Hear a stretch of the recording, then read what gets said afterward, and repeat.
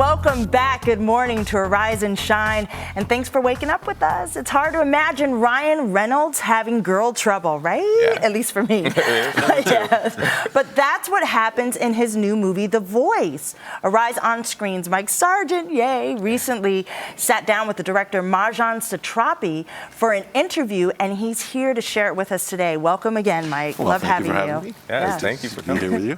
So what is The Voice all about? Well, The Voice is about a man who is mentally ill, who has a job, basically works at a toilet factory, and he might or might not be dangerous because his cat is telling him to kill people, and his dog is the voice of reason. Wow. Which is hilarious because Right. you would think sometimes the opposite. Just, Well, not if you have a cat. right. Not if you have a cat. But, I have to say, True. it's a really interesting film because it's a blend of genres. Wow. It's a horror movie, but it's also a dark comedy, but it's also making a statement, and it's a number of things. It takes you off guard, really, to where it goes, because it's got a great cast: Ryan Reynolds, Gemma Arterton, and it's a really, more than anything, it's interesting because of the director.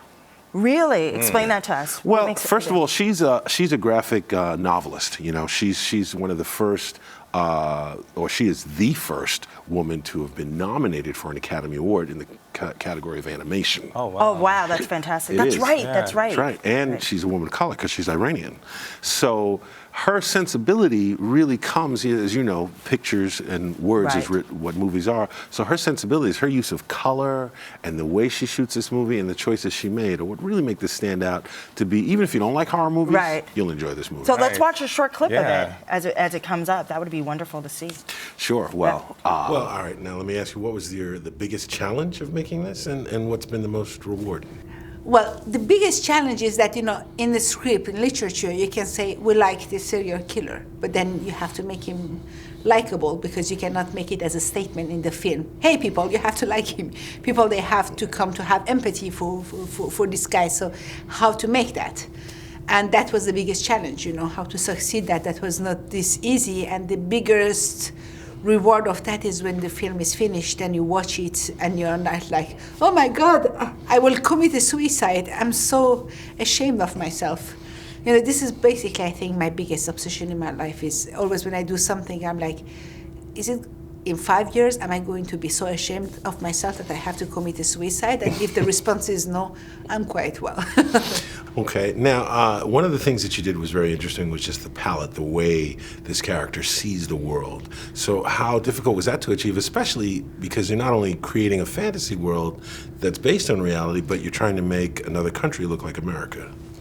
Yes, well, another country look like America. I mean, if you don't shoot like in Cincinnati or Chicago or, I don't know, New York, basically since the Industrial Revolution first happened to Europe and then came to America, and since America has been built by most of the time North European people, you can find the equivalent of these small cities somewhere in Europe. To the point that, when we showed in Sundance last year the film, a guy came to me and he said, I know this place in Michigan.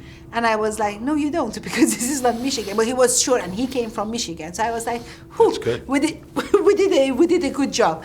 But then to construct this two world, of course, you're right, you have this fantastic world of Jerry, but then, this is like something that is not in the script. So, what does he do with this corpse when he cuts them? So here's Jerry from packing and shipping. So what will he do? He will just put it in Tupperware, and in the beautiful word, he will put it one above the other. And in the bad word, how would he do it? He's again the guy of packing and shipping. So he just packs it, but then is not a symmetric, very beautiful, it's hanging from everywhere. It's really, the character has to be coherent, but then this real word should be so disgusting, because in this film, the particularity of this film is that for one time, we are not from the point of view of the victim, we are from the point of view of the killer. And so when he takes this pill, we have to be with him like, Jerry, no, don't take them anymore. We don't want to be in this disgusting world. Just let's not take them. Let's go back to the beautiful world. So it was really for the spectator to want Jerry not to take it. So, it should be a big contrast between the two words. Well, tell me about the talking dog and the talking cat, because that must have been an interesting challenge. oh my God, I mean, the dog is okay because, a dog, she says, sit, so we'll walk, turn around. A cat, it's not that they have less neuron, it's not true, it's that they're cats. So if you say sit, and that's the last thing that they will do because to show you that they have. I'm well aware, I'm a cat owner, so. I'm too. That's why he's so. And so here we have a cat, and this is really, because I also choose this cat because he really had this like badass look, and he was a real badass, it was not just about the look. So he didn't want to do anything. So basically, in almost none of the scenes, the cat is in the room. We have 3 locked cameras. And so the editor of my film, who also prepared my film, Stefan Roche, is also the director of the second unit. And thanks God, he's extremely patient. So he sits there and he's like, minu, minu, minu, minu, like for 4 hours. And maybe the cat will remain 20 seconds the way we want it. But then that is really, I think this is the geniusness of the editor, to make it in a way that we have the feeling that is an interaction between all of them. But for me, it was out of question to make CGI animals because you see them. In any film, when an animal is fake, I'm like, come on, do it real. It's more difficult. And the film before that, I made Chicken with Plum, and that was 2 kids. And I was like, never, ever again I will make it. Then I found myself with 2 animals. It's much more difficult. Amazing. I mean, she seems so interesting. Oh, she's fascinating. She's got a really fascinating backstory, right, too, well, because, she grew up in Iran during the time where there was all kinds of war and rebellion and whatnot. And she had an uncle who died, who she was very close to. And he, again, was something of a rebel. And that caused her to start acting out. Her parents sent her off to Europe to study, which really literally changed her life, because she became a graphic novelist. She won all kinds of awards, and then they adapted her graphic novels into movies, and she's done a couple films. This is the first film she's done that she didn't write, and it's not based on her life story. Right. And it's very interesting because there aren't that many female directors who do horror. There are a few. Right. The most well-known is probably Catherine Bigelow, who did Near Dark back in the 90s, Right. I remember. But for the most part, there aren't any female directors of color that do horror. So I think that may be another first she's making. And also, as a fan of graphic novels, I just want to point out that the title, Yes. The Voices, is written in that graphic novel style. And it's kind of like, I love that she's putting her own brand, you know what I mean, on the movie that she directed. Yes, she so I does. find that interesting, and I'm excited. I'm really excited about it. It's a really fun movie, I have to say. And Especially she's broken some barriers. quite a few.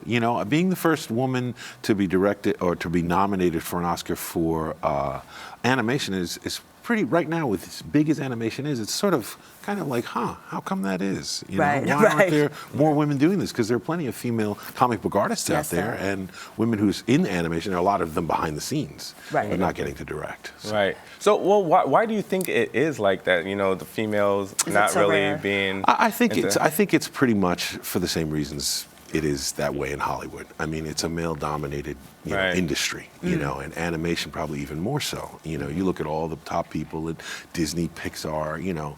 I had a cousin who was a story editor, or at Pixar, which is a good title, but you don't hear about directors for animation. You don't really see them getting that much in the forefront. They're out there, but not getting the kind of attention they deserve. Well, I really thank you once again, Mike, for bringing something like this to our attention. Definitely. The Voices, and it's nice as well to watch other females of color kind of achieving their goals and their dreams, especially in the animation and in the graphic novel world, and as filmmakers in horror and film. So thank you so much. Thank you you. can see Arise on screen. Exactly. Every Saturday at 5:30 p.m. right. Eastern Standard Time, right here on Arise.